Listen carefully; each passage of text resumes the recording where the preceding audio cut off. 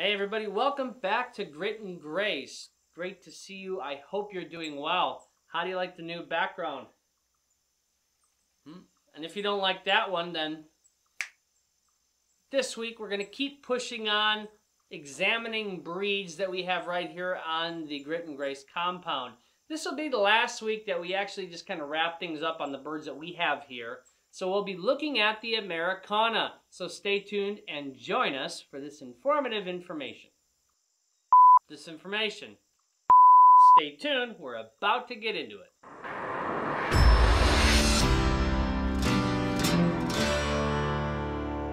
In the late 1920s, a New York resident named Ward Broward Jr. Saw a picture in the National Geographic, and he saw this town in Chile and these chickens pictured in that town that laid beautiful green eggs.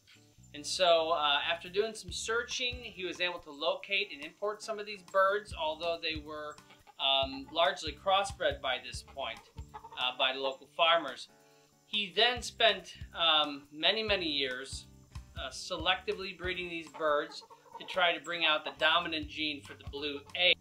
Now fast forward to the 1970s in Iowa, and a man named Mike Gilbert purchased some birds from his hatchery and began doing some selective breeding. He ended up meeting up with another breeder from California, which turned into a club, and they worked to breed this bird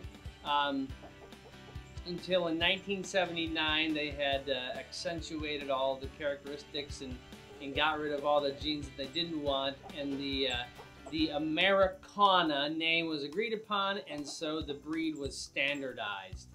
So this is a dual-purpose bird characterized by white skin, pea combs, green or blue eggs. They may or may not have these tufts under their eyes, and they're a thinner bird with high breasts, gray legs and gray feet.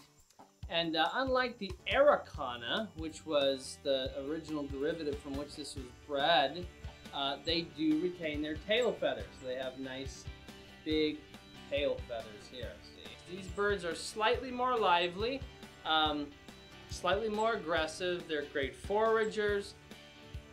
They're still very personable and enjoy being held. They're more vocal than some of our other birds are. And they're just a lot of fun. They are very entertaining to watch because they're very spirited. Like the rest of our dual-purpose birds, you can expect to get about 150 to 180 eggs per year. That may change depending on the variables that are in play.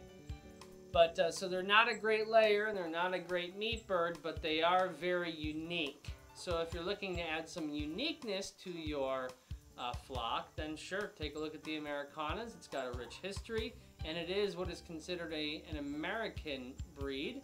So if America is important to you, then there you go. You can also get some of that. So anyway, that's a look at the Ameraucana. If I missed something and you know something, go ahead and share it in the comments below.